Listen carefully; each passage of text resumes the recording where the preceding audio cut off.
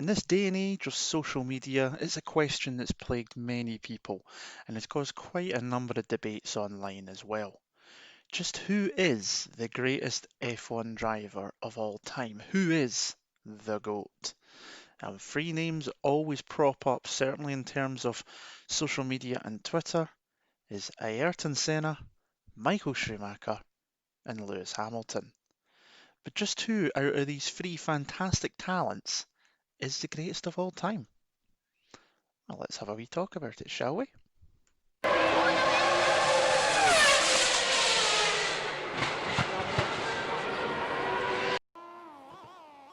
Yes, greetings race fans. Hello, welcome back to the channel. My name is Andy Campbell, and today we're going to try and answer, or at least put some stats towards that particular question. Who is the greatest out of Senna, Schumacher and Hamilton?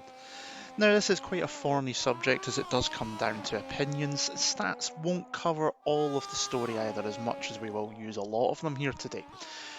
But what I thought would be interesting would be to put a video together like this detailing my thoughts about each of the drivers and who I feel is the best or isn't out of those three.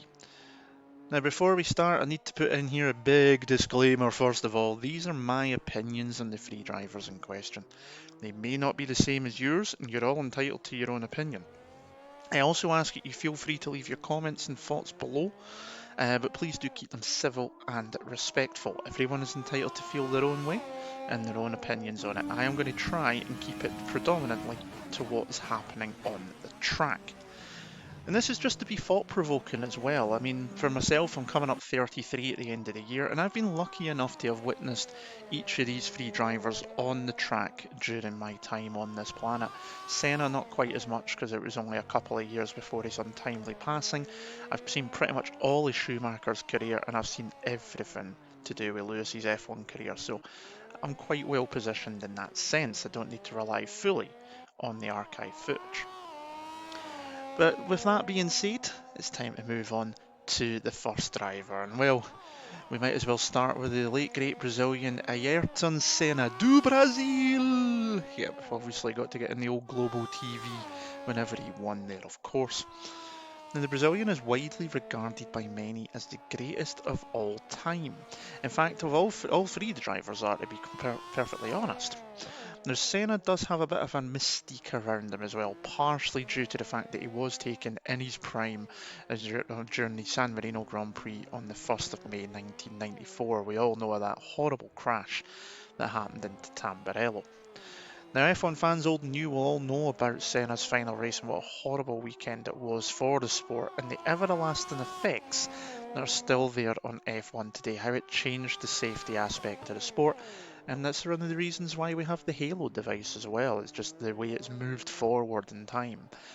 You can kind of stem a lot of it back to the unfortunate events of that Imola weekend where we lost Senna and indeed the Austrian Roland Ratzenberger over that same weekend as well.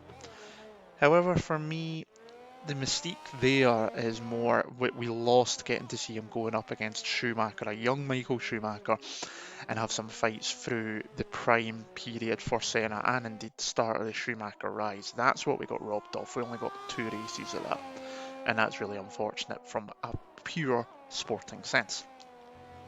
Now, Senna's F1 record reads 3 World Championships from 161 starts, 41 wins, 65 pole positions and 19 fastest laps between 1984 and 1994. Now, he raced with 4 teams during his career: Tolman, Lotus, McLaren and Williams. Now, for many, Senna was the quickest of his time. In fact, some even feel he was the quickest of all time. His outright one-lap pace was far and beyond his peers at the time. His records for pole position stood until Schumacher and then Hamilton bested it, the only drivers to have come close to the Brazilian's one-lap pace on a Saturday afternoon. Now, for me, when you consider the cars as well, this shows Senna was on the limit all of the time, and there was occasions where he did go over it. It's been touched on before about his aggressive throttle application, where he would violently stab at the throttle pedal constantly, where a lot more drivers would be much smoother with their application of the throttle, building it up gradually as the corner opens out. Now, many believe this leads back to Senna's days at racing in the turbo cars, where he would keep the revs up so there was no turbo lag, making sure he had the right power range at the right time, and give him a better run out of the corner because he wouldn't have to wait on it kicking in with the turbo. He'd already have it spooled up. But this was a style he continued even when turbos were banned, so it was just something that he kind of honed and perfected to his own benefit and his own driving technique. Definitely not something they teach in driving schools though, that's for sure. Now what is interesting is the average grid position is around 3rd on the grid over his career, with an average finishing of 8th. Now that sounds quite dramatic, doesn't it? But what you got to remember is over his career as well, and playing into that 8th average finish, is he had 64 retirements out of those 161 starts. So that's around a 40% retirement rate, roughly. It's quite a lot. You know, it's maybe not quite 40%, but around that area anyway.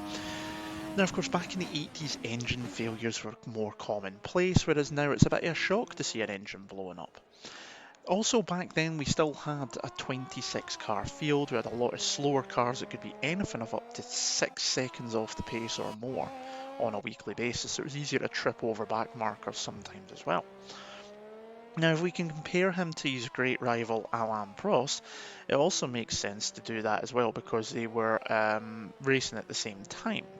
Now, the Frenchman retired from 61 races, so 3 less than Senna, but Prost's career took in 199 starts compared to Senna's 161, so nearly 40 more than the Brazilian. So with them being in the same time period, it's obviously sensible to compare these stats at least, because if we'd done that against Hamilton, it would be massively skewed within his favour. So with those stats, Prost had a retirement rate of around 30%, 10% less than Senna over 40 more races, and it shows how the Professor was kinder on the car. However, that's not the full story, obviously, because that's not to say that Senna couldn't be kind to his car. Just have a look at Brazil in 1991, winning the race in the car in 6th gear over the last, I think it was 10 laps or so, after the gearbox failed and he was robbed a 3rd, 4th and 5th towards the end. And we all remember that bit where he had to get helped out of the car. The exertion from that just made it too much for him to take. Now, his driving style and gung-ho attitude meant that he put himself in situations where more often than not a crash was the likely outcome, and you only need to read interviews from drivers back then of how he put the car in such a position that the other driver had to decide to either let him pass or have the crash. There was no other option. And that's a bit obviously reckless. You'd certainly see that as being reckless nowadays, whereas back then, and even still now when Senna's discussed, it's seen as just being, well, it was just Senna. Is it right? Well, everybody's got their own opinions. But despite the retirements though, and the attitude there where they could end up having a crash, Senna did finish most often on the podium. In fact, he has a podium success rate of just short of 50%, having taken 80 podiums in his career. Now, the main thing that brings Senna into the conversation as greatest of all time is he's got an almost godlike ability sometimes to drive anything put in front of him out the box really quickly like that, blowing away his teammates in the blink of an eye. Now, you only need to look for an example at when he got an invite to the new Nürburgring when it was reopened in 1984 by Mercedes. He had only entered 4 F1 races at the time, and he had just failed to qualify in the Tolman for the San Marino Grand Prix at Imola a few weeks prior. But he put that 190E Mercedes on pole position and romped away in a field with 10 world champions in it. Now, sure, you could turn around and say some of them weren't taking it serious, it was an exhibition race, but to see how he could get into a car like that with very little to no practice, whether it be for an exhibition race or not, and still have that kind of pace is certainly impressive. And what a lot of people forget as well is despite the flamboyant driving style and the quotes from him in the media that get used often to defend dive bombs in online lobbies, you know the ones I'm talking about, Senna was very meticulous as well. Now, he'd spend hours with his engineers, fine-tuning the car to his unique driving style. It was quite often to see him in the garage on a Saturday evening around about 9 PM, well after his rivals and his other drivers had gone back to the hotel to check in for the night. He was looking at every meticulous detail to ensure he had the best chance of winning, because for Senna, that is what it was all about, winning. almost at no cost. Or at all costs, sorry. Now I do wonder what might have been if Senna had been a bit more reserved in his driving style. Would he have won more races and championships? But then on the flip side, would he have been quite as revered as he is nowadays if he didn't have that cavalier style that so many have come to love and enjoy even now over 25 years after the Brazilian's death? It's fair to say that regardless of how you look at it, he's definitely one of the greatest that F1's ever seen. Moving away from Senna and onto the German of Michael Schumacher. Now, Schumi made his debut, as everybody knows, in 1991 for the Jordan team at that year's Belgium Grand Prix, standing in for Bernhard Gascho, who was serving 6 months for ABH at His Majesty's expense for an incident involving a London cab driver and some CS gas. You silly, silly man. Now, Schumacher was then a Mercedes junior driver driving for the German manufacturer in the World Sports Car Championship and was called up despite having never been to Spa before. His manager, Willy Weber, told a little bit of a white lie saying he had done so many laps around there he knew it like the back of his hand. He hadn't. However, as they say, the rest is history. But what can we say about the driver that at the time of recording still has the most wins in F1? Well, it's clear to see that Schumacher was a great talent, something that even got the attention of Senna in the lead up to 1994. Taking the championship in 1994 didn't come without some controversy, which is something else that would follow Michael throughout his career. But if we break it down to just the pure stats, the stats read 7 World Championships, still a record at the time of recording, 306 races, 91 wins, 68 pole positions, and 77 fastest laps. He raced for Jordan, Benetton, Ferrari, as everyone knows, and Mercedes in an F1 career that spanned from 1991 to 2012, albeit with a 4 or 5 year break after 2006. Now, for many, the German is the all-round package. Lightning fast in almost any conditions, he was almost peerless in wet weather, and with enough nous to mould teams around him to benefit his requirements. Schumacher could play the game on and off the track, seen by many as a political genius as much as a brilliant driver.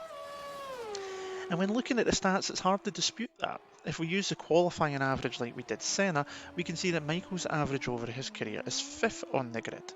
However, if you remove the 3 years at Mercedes when he came back between 2010 and 2012, it drops to an average of around 3 to 3rd to 4th in the grid, around about 3.4 would be the average.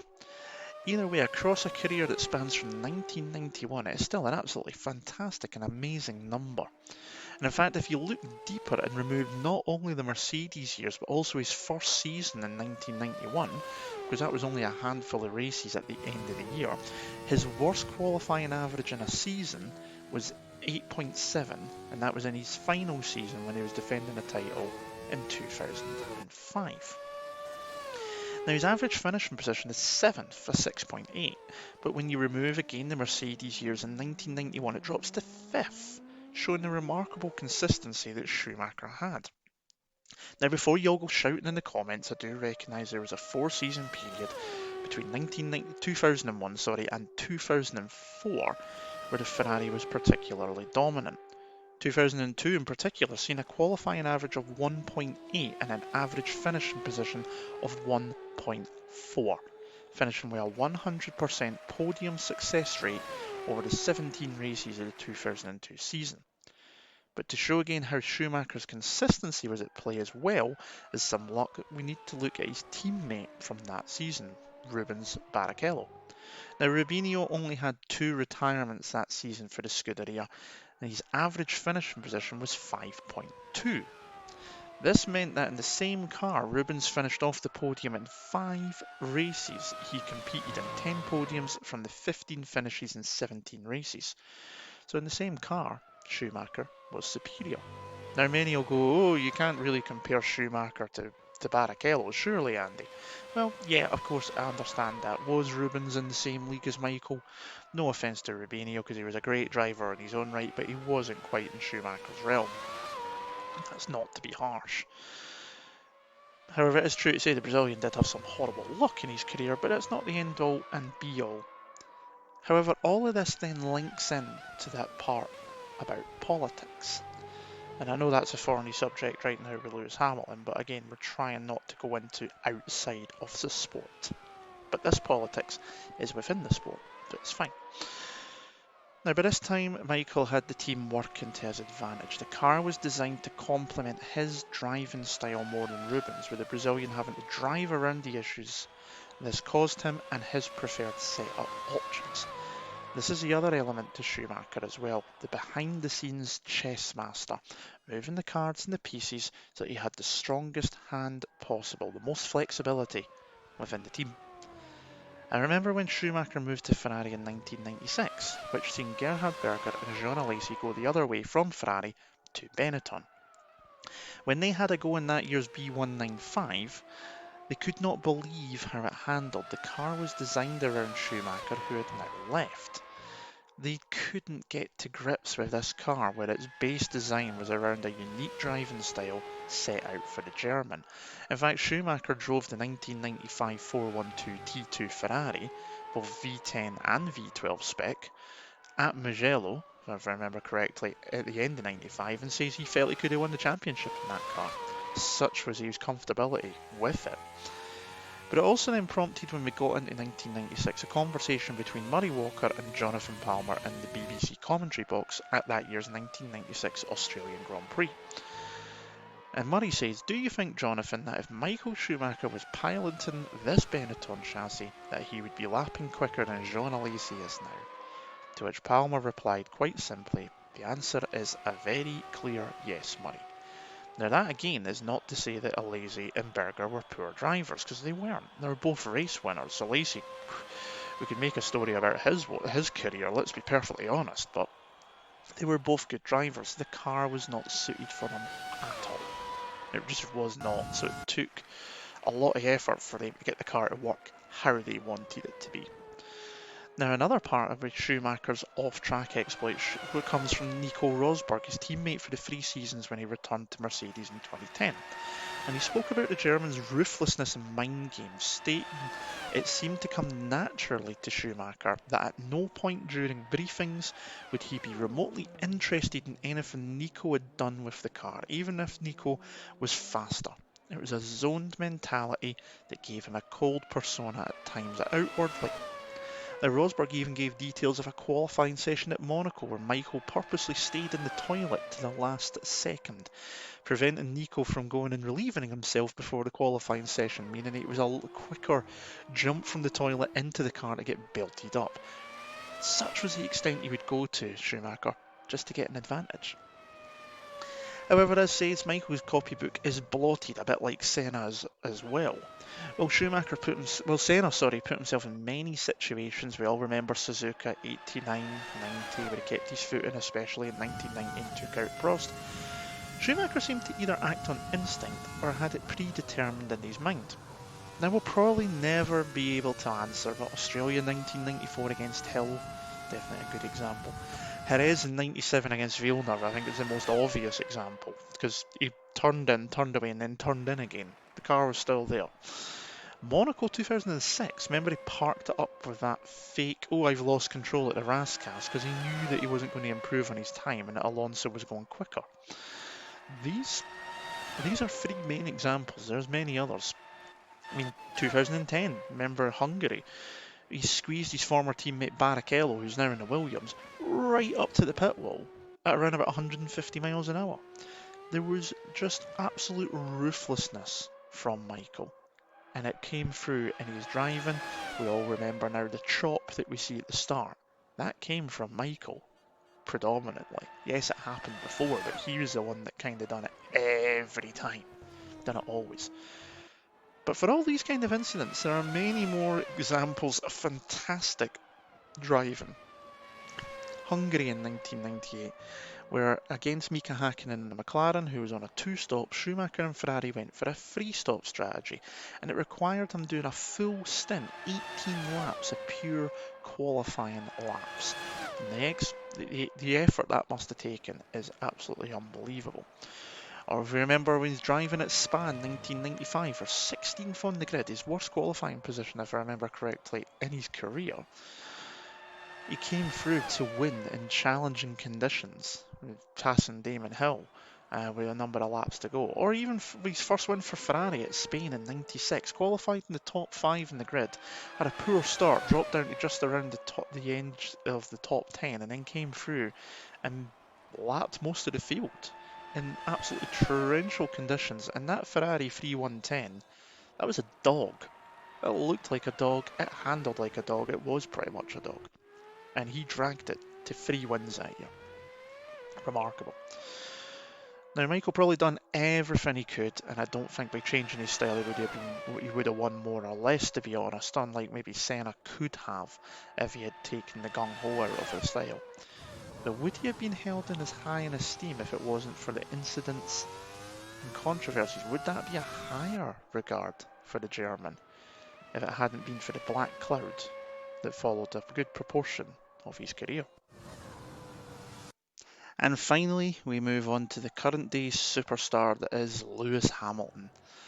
A man who is massively polarised in opinions in this age of digital media. Something that Senna certainly never needed to worry about, and something that Schumacher didn't need to worry about too much either. But Lewis, right in the middle of social media, and he's very, very polarising. Now, as said before, two parts here. Number one, we're looking at on track, so I know there's a lot going on at the moment where he's activating human rights and stuff like that. We are not discussing any of that here today. Okay, that will not be discussed.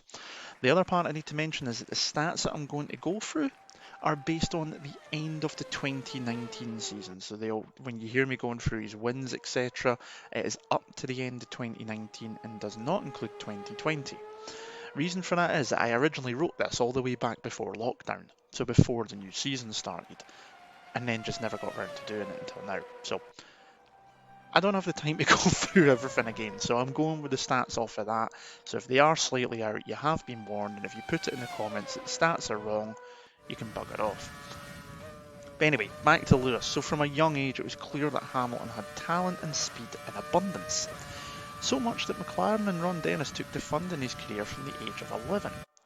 His daring was seen on a worldwide scale with a free wide pass into the Mackett's and Beckett's complex at Silverstone in GP2, now F2, in 2006 before he got the call to McLaren alongside incoming double world champion Fernando Alonso.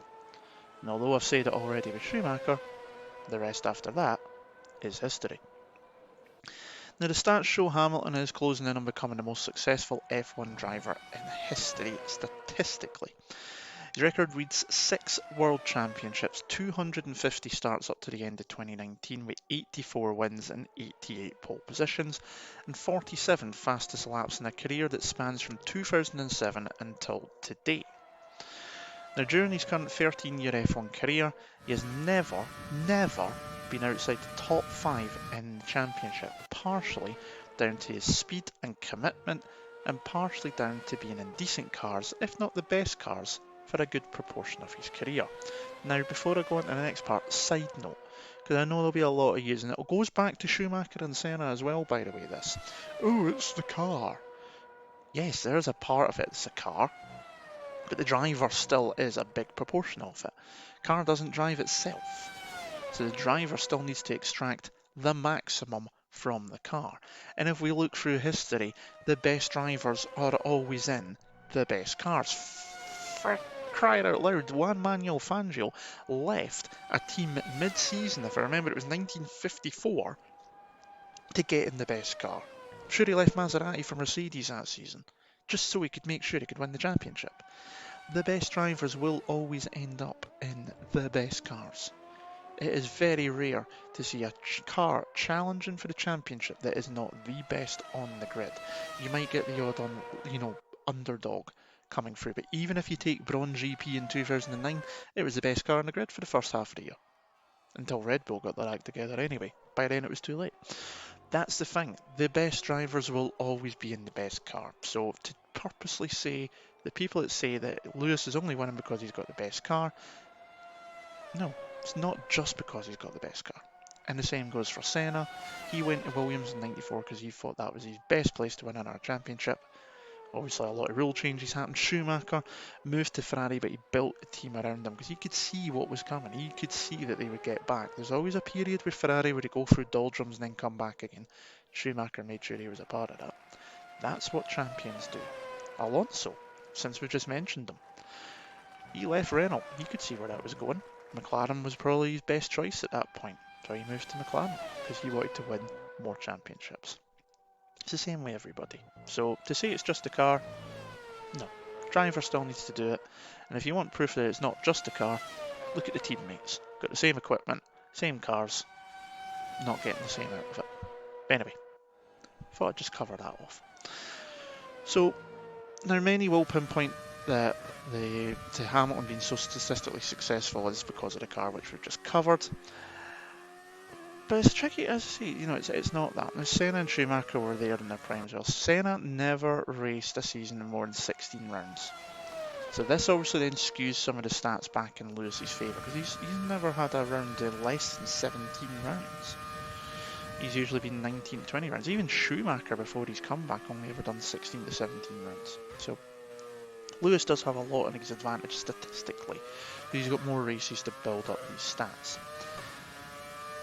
So this does give him more scope to do that, but one stat you can't overlook is averages. Now Hamilton is known for his qualifying performance. He's 88 poles up to the end of 2019 season, putting 20 clear of Schumacher's total, which is second in the all-time list. The next active driver is Sebastian Vettel, who has 57 poles, and the next closest active driver is Kimi Raikkonen with just 18. Goes to show just how dominant Hamilton is on a Saturday. His pole success rate is around 35%, while Vettel's is around 20%, and that comes from 9 races less as well. Yet despite that speed, his fastest laps are 47. He's only 1 clear of Raikkonen on that, 9 clear of Vettel, but he's 30 behind Schumacher at the end of 2019. Now, we all know Hamilton can put in the hammer time laps in the race, but despite having the best car with Mercedes since 2014, the competition has, if we ignore 2020, been getting there. Red Bull have been fighting back, Ferrari were up there for a little bit. And obviously now we've got the young chargers coming through, Verstappen, Leclerc, etc. They're all now nipping and biting at the heels of the now veteran Hamilton. Another part as well, though, you've got to remember, is that during that time of fastest laps for, say, Schumacher, a lot of that was during the time of refueling. So you could put in the quick laps at the end of your stint when the fuel was at the lowest, whereas now, obviously, the cars have got to be fueled for the entire race. So that will have an impact as well. The fact that he's still getting there and he's still second in the all-time list, despite that, is quite remarkable in itself. Now, it's the reliability and consistency that Hamilton has that makes his record even more impressive. So 250 starts, he's only retired 17 times. 7% retirement rate. His average finishing position at the end of 2019 was 5th, and it would be even better if you take away that year, 2009, where that McLaren was just horrible, and yet he still dragged out wins. And even it would be even better again if you took out the debut year at Mercedes in 2013 when they were still in development. So it's no surprise that his average qualifying is 4th in the grid, 3.9, and he would be 3rd if you took out the 2009 season. But an average of 3.9 is still better than Schumacher's full career of 5th, and almost on par with Senna, who was a 3.1. So it shows you that even with more races, the average still balances out, where his pole positions are on par with Senna, someone who is seen as being the one-lap master. Now, race pace for Hamilton has always been one of the biggest parts of the Brits' arsenal. Although his fastest laps are 30 away from Schumacher's, he can still turn the pace around very, very quickly. As mentioned earlier, refueling will have a big incident there as well, with Schumacher's career being predominantly during the refueling era. And they both have dominant cars over the years, so it doesn't make, that part doesn't help. The refueling will have the biggest impact. But one thing that Hamilton has had to contend with in comparison is a teammate who seems to be a wee bit more quicker on average than what Schumacher, for example, had to deal with. So Schumacher's had Jos Verstappen, JJ Leto, Johnny Herbert, Eddie Irvine, and Rubens Barrichello through predominant part of his career. That's not to say that neither of them or any of those drivers are slow. In fact, Jos came into F1 as one of the hottest properties, and where have we heard that before with the name Verstappen? But it didn't work out for him. And again, like I said earlier with Barrichello at Ferrari, that's not to say that Barrichello's a poor driver. He was a fine driver, but as discussed, Schumacher's politics meant that the car was designed around his driving style. Mercedes, people will argue this, like, no they will. People will argue that Mercedes built the car around Hamilton. They've said that they don't, and they've done all they can to accommodate both their drivers, and Lewis has had battles with both Nico Rosberg and Valtteri Bottas. Nico especially, of course. Nico even won the 2016 championship, going head-to-head with Hamilton in the same machines. It seems to have been a bit easier with Bottas. Team orders have played in. Lewis just gets the job done in the early part of the season. He puts the team in a position where it's a case of, do you back me now, or are you still going to let my teammate have the fight? That's what he does, and then the team has to think from the marketing point of view, what do we do? Schumacher had the team in his back pocket with Ferrari. They gave him the win at the 2002 Austrian Grand Prix on the line for the championship when he was 30 odd points clear. There was no need to do that. So Lewis puts himself in the positions. That means the team have to go, what do we do here? And for a company like Mercedes, for Delmer, who are obviously the parent company, they don't care. They just want to see championships. Bottas, he needs a bit more. He needs to be more than just Bottas 2.0 and a bit more porridge to be able to beat Hamilton regularly. I mean, if we do use 2020 briefly, let's just look at Mugello, just recently. He had the pace, he was on there, he got ahead at the first start, got jumped at the restart, couldn't keep up. Just couldn't keep up. So it's a very, very tricky one for Valtteri. Now, the other part of Hamilton as well, he's aggressive, but he's also quite smooth. When against Rosberg, they both used the hard compound tyres at a few races. Hamilton was either able to pull away or catch up to Nico at times by almost a second a lap. His natural ability and style bringing more heat and grip to the tyre than Rosberg could. Now, this ability to get the tyres working quicker allowed Hamilton to do those hammer time laps when he needs them, but his ability to also keep the tyre in a working range and extend the stint at times is also a great advantage. I mean, look at Silverstone 2019. He took the fastest lap of the race on the final lap of the race. The tyres are 25 laps old. You still need grip in those tyres, regardless of the engine modes, if you want to do that. Now, we also cannot forget Hamilton's wet weather ability, and this is a trait we've seen across all the three drivers. An extraordinary ability in wet conditions. Sure, he could still make mistakes, but like Senna and Schumacher before him, Lewis has this trait of being brilliant when it gets slippy. His first British Grand Prix win in 2008, a perfect example. He dominated the race and won by over a minute from Nick Heidfeld and Rubens Barrichello, with the rest of the field from fourth downwards at least one lap down. It was a majestic display in front of the home crowd. However, Hamilton as well doesn't have as many blots or obvious blots in the copybook. Obviously, social media means that people pick up on even the slightest thing now. But there's nothing major. There's no turning into other people like Senna did or Schumacher did. There have been some questionable moments when he got pulled for speeding on a French motorway, burnout on his bike in Melbourne, Liegate in 2009 as it was dubbed, where he got DQ'd from the Australian Grand Prix and lost a podium after the team in Hamilton gave incorrect and deceptive information to the stewards in regards to an incident with Toyota's Jarno Trulli under the safety car. And who can forget Monaco 2011, where he made the "is it cause I'm black, that's what Ali G says" comment. Sure, it was meant as a joke, it didn't come across at all like that. However, on track, his transgressions are there, but many don't fall down to dangerous driving on intentional collisions. We all remember the clashes with Massa towards the end of 2011. There was the pit lane incident with Raikkonen and Rosberg of Canada 2008. There were a lot of reprimands for pushing the limits, but Hamilton has not attempted to take a driver out, which Senna and Schumacher, you can argue, have done, whether intentionally or not. Incidents like the collision with Alex Albon in Brazil 2019 was a desperate attempt to recover from a situation, rather than an attempt to take a driver out.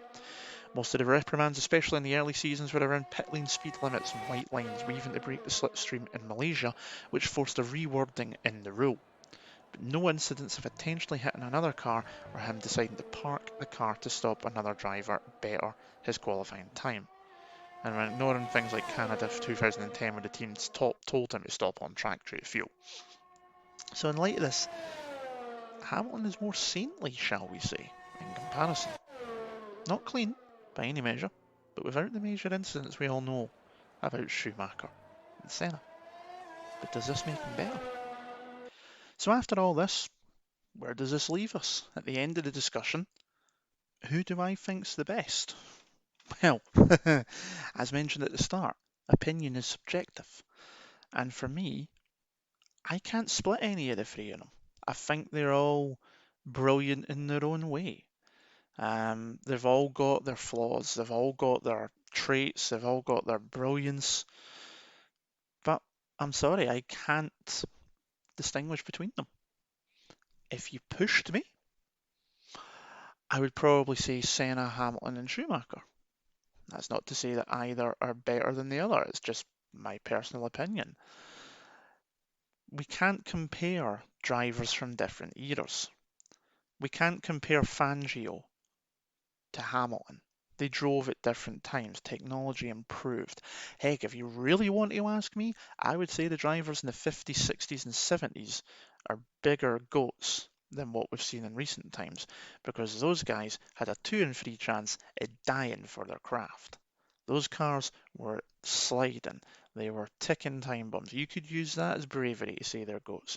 But again, subjective. Everything is subjective and everyone has their opinion.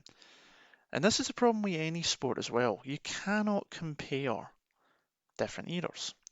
Just like you can't compare Maradona and Pele to Lionel Messi and Cristiano Ronaldo.